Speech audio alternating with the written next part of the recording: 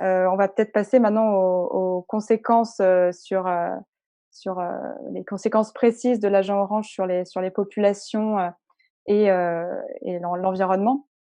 Donc je vais demander à André Bouni, de nous rejoindre parce que Nia, bien sûr, est victime de l'agent orange, mais comme on l'a dit, elle est loin d'être la seule victime, au Vietnam. Donc André, est-ce que tu pourrais nous expliquer, en quoi l'agent orange comment est-ce que c'est l'agent orange en lui-même ou, est-ce qu'il s'agit, d'un composé, voilà, on a entendu parler de la dioxine. Est-ce que tu pourrais nous dire comment la dioxine fonctionne et quel est son impact, sur les organismes vivants et sur l'environnement? Oui, ma relation au Vietnam, tout d'abord, a plus de 50 ans et les choses, se sont construites très lentement. C'est une c'est il n'y a que des initiés qui connaissaient ce sujet. C'est un sujet complexe, bien sûr, puisqu'il couvre tant de domaines historiques, économiques, écologiques, que ce soit juridique, sanitaire, tout ce que nous savons, la recherche scientifique aussi. Heu et au fur et à mesure qu'on a essayé de faire le bras de fer avec l'histoire, c'est-à-dire de ramener en surface cet immense crime que l'histoire officielle, taisait, c'est passé par de nombreuses choses. Tout d'abord, pour aller plus vite, déjà revenons en 2004. En 2004 où, Vava et d'autres personnes à titre individuel vietnamiennes ont intenté, des procédures aux États-Unis dans le tribunal de New York Est tout d'abord, puis ensuite dans d'autres tribunaux, parce qu'aux États-Unis c'est un peu compliqué. Bon, il y a et donc à ce moment-là, j'ai constitué le comité international de soutien et William Bourdon est tout de suite venu. Il est rentré instantanément. À la suite de cela, j'ai recherché une victime, pour, trouver une adhérence, hein, quelqu'un qui ait eu la nationalité française et qui puisse, utiliser l'arsenal juridique, français donc. Et il y avait Théo Ronco qui était un envoyé, lui aussi journaliste, à l'Humanité à l'époque et qui est décédé des suites d'un cancer, à la Timone, je crois, à Marseille et qui avait été incinéré et William m'avait dit: «Non, post-mortem, trop difficile déjà», bon, heu et lorsqu'il y a eu en 2009, le tribunal d'opinion à Paris, Nia, a témoigné en tant que, possible victime. Elle venait de réaliser, que ces pathologies et les drames de ses filles, pouvaient provenir de là. Oui, probablement, de par son histoire et de ce témoignage. À l'époque, il y avait 37 compagnies chimiques qui étaient défenderesses, hein et le tribunal de première instance de New York n'a pas reçu la plainte. Parce que le problème, c'était qu'elle soit reçue, acceptée. Et donc, elle est partie ensuite au deuxième circuit, puis qui a rejeté aussi, vraiment sous la pression du gouvernement. Et ensuite, les victimes ont fait un ultime appel alors à la Cour suprême à Washington, qui a été repoussée sans même l'examiner. La Cour suprême a 9 juges. Il fallait que 3 au moins d'entre eux se prononcent pour qu'elle soit examinée. Elle ne l'a jamais été. Il n'y a eu, sans aucune motivation d'ailleurs, nous savons que certains avocats étaient d'anciens avocats de Monsanto, Dow Chemical, tout ça. Bon, ensuite, la vulgarisation de l'agent orange est assez compliquée parce que ça couvre tellement. Parlons du côté sanitaire, puisque c'est plutôt et environnemental, hein, puisque c'est plutôt votre question au départ.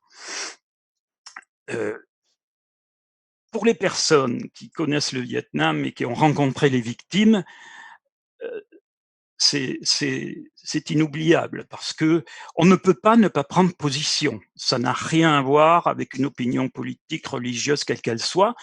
C'est si monstrueux que que c'est indélébile, quoi. Quand tout être qui échappe à la morphologie générique de son espèce, surtout quand c'est d'ordre génétique, ça crée une terreur, vraiment. Et ces victimes, on comprend bien que le Vietnam sortant de la guerre, tout était à refaire. Euh, Déjà, il fallait pouvoir. Des professeurs et des chirurgiens vietnamiens avaient parfaitement identifié déjà, durant la guerre, ces pathologies. Sauf que les États-Unis avaient dit ils ne sont pas aux normes internationales, c'est-à-dire les leurs, et on ne peut pas croire ces études. Or, lorsque l'Académie nationale des sciences de Washington a ordonné à son institut de médecine de faire des recherches qui sont mises à jour tous les 2 ans, eh bien, on s'aperçoit que, au fil du temps, toutes ces pathologies, en réalité, rejoignent la liste qu'avaient fait ces professeurs vietnamiens qui étaient très forts en l'espèce. Et aujourd'hui, les victimes, bon, l'environnement, bien sûr, puisque la définition de l'agent orange, c'est 2 acides à part égale, euh, le 2,4-D et le 2,4,5-T, c'est le 2,4,5-T, le 2,4,5-T qui par fabrication, génère la dioxine, qui n'est pas souhaitée au départ. Ce n'est pas un élément qui permet la défoliation, c'est un poison pur. Et cette dioxine, c'est la plus complexe, oui, déjà, d'un point de vue, etc. Mais elle est infiniment petite. Elle est, elle est de l'ordre de 10 puissance moins 12, c'est-à-dire 1 million, 1 million, 2 millions de grammes. Et donc, elle pénètre toutes les natures de sol, de surface. Elle descend, les eaux les amènent là où elles n'étaient pas. Et donc, comme ça, ils colonisent des territoires, même ceux qui ont été moins aspergés. Alors, cette dioxine qui est la plus nocive de toutes, parce qu'il y a 72 dioxines et elles ont de nombreuses molécules, de nombreux congénères, 250. Et cette dioxine qui est la plus dangereuse, qui est la plus terrible, c'est la tétrachlorodibenzoparadioxine de 3,7,8, on l'appelle comme ça par concentration, TCDD. Et cette dioxine pénètre dans l'organisme soit de façon percutanée, par contact de la peau, ou bien par en inspirant, ou bien surtout en ingérant des aliments. Or, elle est liposoluble, elle se lie aux aliments tels que le lait, le poisson, toutes les matières grasses, les œufs, et elle reste dans l'organisme. Au début, on croyait que sa demi-vie, la demi-vie, c'est le temps que met une molécule à perdre la moitié de ses propriétés, qu'elles soient bonnes ou nocives. On pensait que ça serait 5, 6 ans, 7 ans.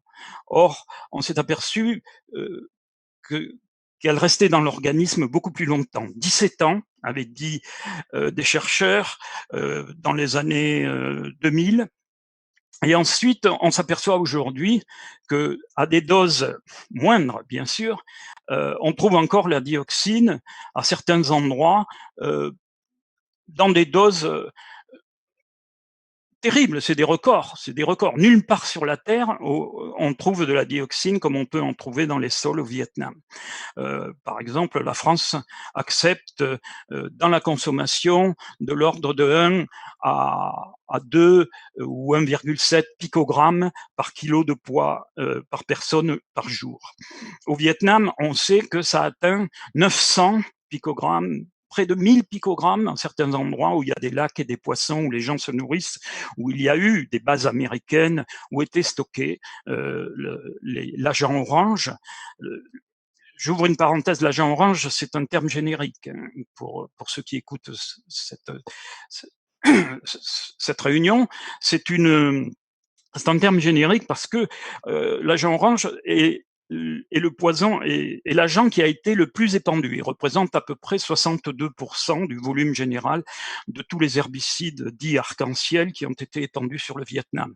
D'abord, il y a eu l'agent vert, l'agent pourpre, l'agent rose, l'agent blanc qui, lui, contenait des nitrosamines qui ne sont pas moins cancérogènes. Il y a eu ensuite l'agent bleu, particulièrement efficace contre les rizières, et puis est venu l'agent orange qui était un, un herbicide total, et ensuite le super orange, etc.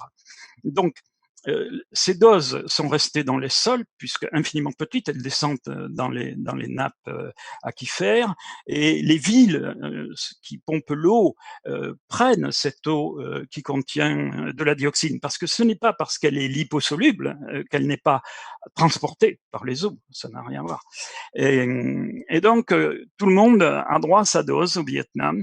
On voit que les enfants, les parents, aujourd'hui, la quatrième génération va arriver et ils sont pareillement atteints. Euh, on peut les voir, je veux dire, ce sont des gens qui sont euh, qui naissent sans membres ou sans yeux, ou bien avec des membres surnuméraires qui sortent du ventre. C'est effroyable, il n'y a pas d'autre mot.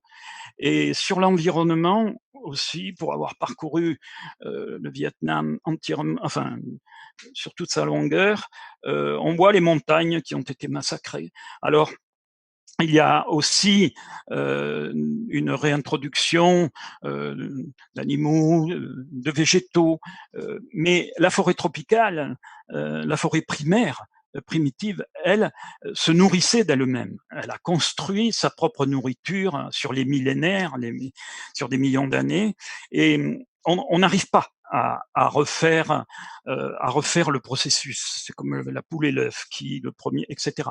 Et donc, ils essaient, au moyen d'acacia, parce que l'acacia a une nombre de qualités qui donnent au sol des nutriments qui conviennent, et dessous les acacias, de faire pousser de petits arbres qui ont vocation à devenir beaucoup plus grands, qui appartiennent aux canopées, c'est pour les faire démarrer. Bon, en réalité, le plus souvent, quand on descend le long de ces montagnes, le long de la chaîne Trung Son, ce qu'on appelle la piste Ho Chi Minh, on s'aperçoit que ce qui prend, souvent, ce sont des conifères, et la forêt tropicale, c'est fini.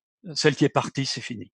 Ça ressemble davantage à des points de tricot, les sapins, qu'au couvert végétal d'antan, c'est sûr.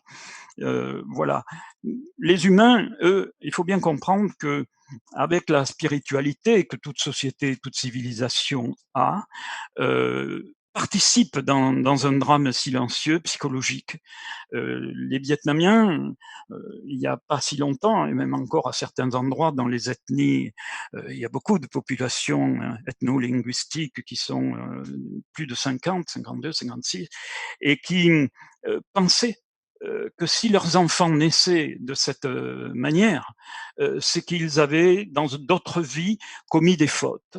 Et donc, il y avait une culpabilité qui s'installait, les enfants étaient cachés, ou pire. Et maintenant que l'État a réussi, enfin explique que les moyens de communication se développent, cette population, cette souffrance silencieuse est atténuée parce que les gens comprennent, raisonnent et comprennent ce qui se passe. Donc ça, c'est un soulagement.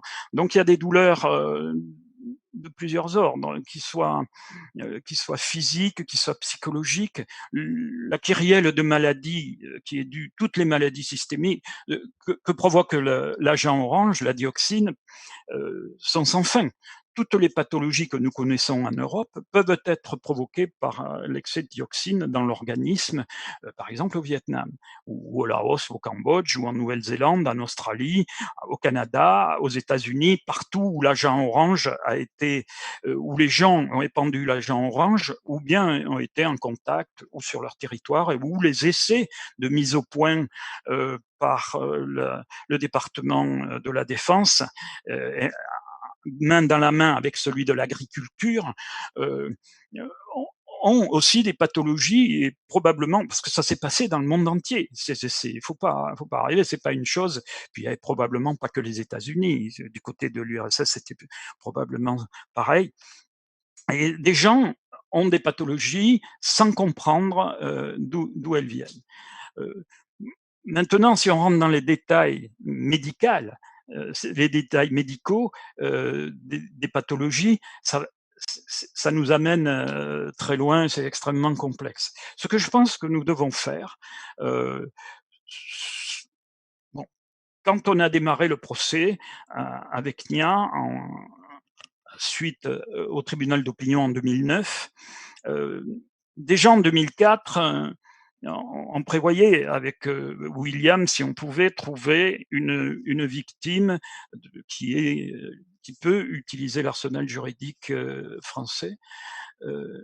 Et sauf que quand Hollande est arrivé au pouvoir, quand Sarkozy est arrivé au pouvoir, il a mis des verrous qui permettaient pas aux juges français de comment dire de prendre, il lui donnait pas les moyens par rapport au droit international. La Belgique et l'Espagne, eux, l'avaient fait, ils en sont revenus, mais en réalité, au départ, ce que nous souhaitions avec Nia et William, c'était aller au pénal. Sauf que le pénal, il y avait un verrou, parmi les 4 verrous qu'avait posé Nicolas Sarkozy, enfin le Parlement sous Nicolas Sarkozy, il y avait un verrou qui était le parquet. Et d'ailleurs, lorsque François Hollande lèvera 3,5 de ces verrous, un demi-verrou, ça suffit à bloquer les choses, on a vu aussi qu'il était plus prudent d'aller au civil. Alors vous me direz, si on souhaitait aller au civil, on aurait pu le faire plus tôt. Mais on voulait aller au pénal. On se répète, mais il fallait attendre que ces verrous soient levés. Ils n'ont pas été levés complètement à cause du parquet et du droit de veto du parquet pour des raisons diplomatiques, d'échanges économiques entre les pays, tout ça, etc. Et bon, ça a freiné les choses. Ensuite, quand le procès a réellement démarré, il y a eu au fil des audiences de mise en état comment dirais-je, des événements, des événements provoqués par les compagnies défenderesses qui étaient uniquement dans un but dilatoire et de repousser tous les 3 mois, tous les 6 mois pour finir. Nous en sommes là aujourd'hui. Ensuite, bon, il y a eu la grève des avocats, du système judiciaire, puis est arrivé le Covid, la Covid-19, et donc on en est là aujourd'hui dans cette ultime audience, la 19e, je crois, et je suis ravi d'apprendre par Bertrand que c'est le 12 octobre qu'aura lieu la plaidoirie. Alors je pense qu'une plaidoirie d'un tel crime, où il s'agit de millions de gens quand même, pas quand même, il s'agit d'une masse de personnes qui fait que c'est forcément un procès qui a une résonance internationale. Et, et la plaidoirie sera extrêmement importante parce que c'est là qu'il faut convaincre, c'est là qu'il faut avoir les mots justes. Je pense qu'il faut répéter, être dans vivre la souffrance pour pouvoir la transmettre. Il faut pouvoir, bien sûr, avant tout les arguments juridiques, et ça c'est le côté technique et professionnel de Bertrand, et n'oublions pas aussi d'Amélie Lefebvre, qui ont travaillé sur ce dossier. Voilà. C'est difficile de concentrer parce que quand on parle de l'agent orange, dès qu'on chope un détail au passage, on a envie de développer, d'aller plus loin. Parce que ça contient tant de domaines. Et d'ailleurs, je le dis pour nous tous, pour les jeunes Vietnamiens qui ont toute légitimité pour le faire, d'occuper l'avant-scène en rentrant dans cette histoire a posteriori. Ils doivent, je pense qu'il faut être très précis dans les articles qu'on écrit, c'est plus facile, dans le discours, c'est plus difficile, mais on doit être extrêmement précis et surtout harmoniser nos paroles. On ne peut pas, on ne peut pas. Je sais bien qu'il y a des estimations. Une estimation, par définition, c'est pas précis. Mais on voit dans les journaux, dans les parutions, la plupart des journalistes aujourd'hui, des jeunes journalistes, n'ont pas connu la guerre du Vietnam. Et on voit bien que selon la couleur du média, il y a une interprétation élargie du nombre de victimes lorsque il y a une affectivité idéologique ou que sais-je, et restreinte, très restreinte, ce sont les plus nombreuses parutions, lorsqu'il s'agit de médias institutionnels, disons. Voilà. Et ça, c'est important, donc, à ceux qui vont être sur l'avant-scène, les jeunes Vietnamiens et leurs amis français, et à l'international, bien sûr, c'est d'être, comment dire, d'être bien en harmonie dans ce qu'on dit. Quand on lit des choses comme les B-52 bombarder l'agent orange, c'est du délire, quoi. Les B-52, ils sont sur la couche froide de la stratosphère. Or, les avions, les AC-130 ou C-123, ils volaient au ras de la canopée pour des raisons techniques. On pourra en parler 7 heures, mais c'est très compliqué. Ce qu'il faut, c'est que la communication soit cohérente. On ne peut pas dire des chiffres ici qui sont ceux-là. Il faut faire confiance à l'intelligence des gens. On n'en a pas tellement, les gens ne connaissent pas tellement ce sujet. Or, s'ils vont chercher des informations et qu'ils voient des disparités telles, c'est dommage parce que ça abîme la confiance dans le sujet ou de ceux qui en parlent ou qui communiquent avec, oui. Pourquoi il n'y a pas plus de, victimes, vietnamiennes qui portent plainte ou pourquoi il n'y a pas plus de procès, Je comme pense, celui de Trentonia, oui, mais aujourd'hui? Peut-être d'abord donc, Bertrand et on finira par vous André, Alors pourquoi pas plus de procédures? Euh, il y en a eu par le passé aux États-Unis. Elles se sont arrêtées au stade euh, de la recevabilité. Il y a aussi et je pense que c'est l'élément le plus prégnant, sans doute des relations diplomatiques entre les États-Unis et le Vietnam, qui, qu'on le veuille ou non, ont un impact sur les procédures judiciaires que des victimes seraient susceptibles d'initier. Aujourd'hui, la porte du juge au Vietnam et la porte du juge aux États-Unis n'est pas ouverte très clairement pour que les victimes vietnamiennes demandent réparation, recherche et puissent établir des responsabilités. Euh, voilà, clairement le prétoire n'est pas ouvert au Vietnam et aux États-Unis pour ces victimes vietnamiennes, raison pour laquelle d'ailleurs euh, on est allé chercher le juge français pour cette procédure. Et je pense que ce sont les raisons diplomatiques qui l'expliquent avant tout. merci. oui, André, est-ce que oui, tu pourrais oui, bien sûr, Bertrand, bien sûr, c'est ça. Il faut aussi dire qu'aux États-Unis, chaque fois qu'il y a eu des procédures qui ont été menées presque jusqu'au bout, juste avant d'aboutir, il y a toujours eu des propositions d'amiable, des propositions à l'amiable, de façon à poser des millions de dollars sur la table, de façon à ce qu'il n'y ait pas de rendu, justement, de façon à ne pas créer un précédent. On sait bien que le système américain est jurisprudentiel et donc ce qu'ils appellent un standard, alors tout le monde se serait engouffré et aurait pu faire des procédures. Par ailleurs, que serait une procédure au Vietnam qui essaie d'améliorer son arsenal juridique, qui est bon.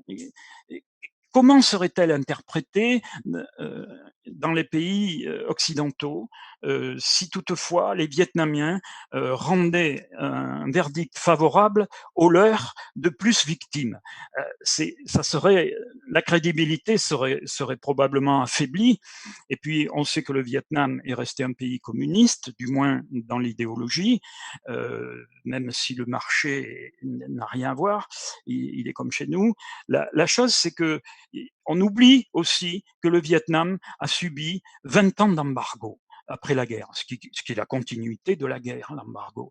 Et donc, ils peuvent pas, ils n'ont pas la force, la puissance, la crédibilité juridique de le faire. Naturellement, si c'est un nouveau procès aux États-Unis, oui, la porte est fermée parce que à partir du moment où la Cour suprême, qui s'est arrogée d'ailleurs le droit de faire unique, qu'elle ne puisse à elle seule faire une interprétation de la constitution états-unienne, à partir de là, alors qu'elle a débouté les victimes vietnamiennes, je pense que la porte est fermée, effectivement, aux États-Unis. Voilà. Mais il reste d'autres pays où il y a beaucoup de victimes, le Canada, la Nouvelle-Zélande, l'Australie, la Thaïlande, le Cambodge, le Laos, on n'en parle pas, on a tort, parce qu'il y a de nombreuses victimes. On sait que le long de la piste Ho Chi Minh a été largement arrosé côté laotien et cambodgien.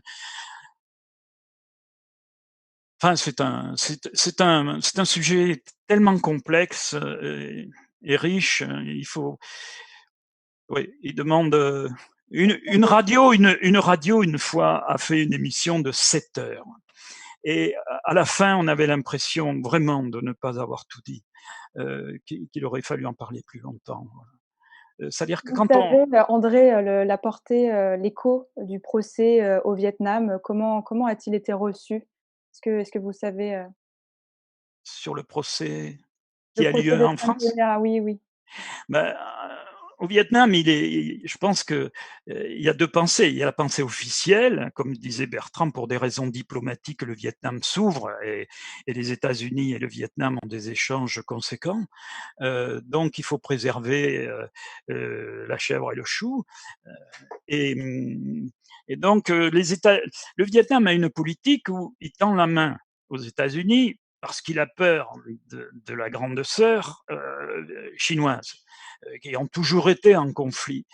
Bon, alors, en prenant les Américains pour les protéger aujourd'hui, ils se sentent moins sous les appétits de l'ogre et sous l'expansionnisme chinois. On le voit avec les îles Paracel, les îles Spratly, etc. Et donc, ils jouent fin, ils sont sur la lame du couteau, sur le fil, en essayant de ne pas tomber ni d'un côté ni de l'autre pour préserver au mieux.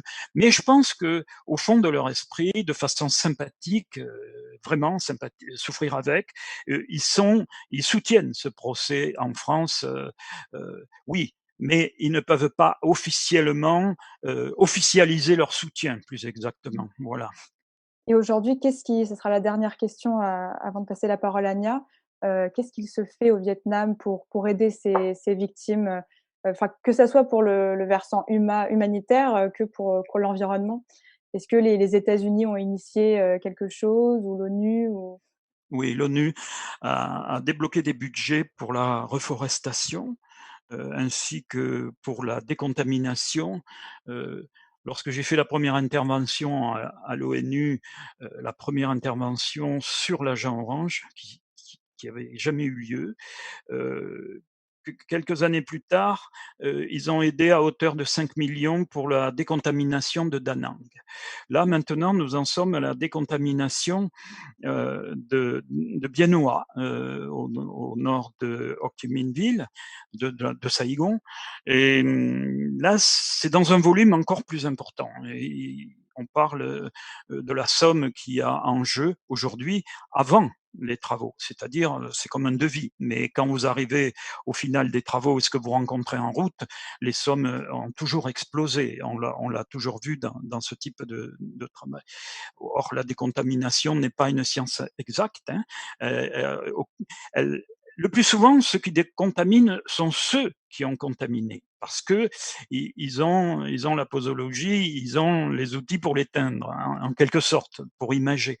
Et donc, c'est aussi une affaire d'argent, parce que les compagnies américaines qui ont pollué sont aussi, ou dans des filiales, celles qui dépolluent. Donc, deux fois, c'est mieux qu'une.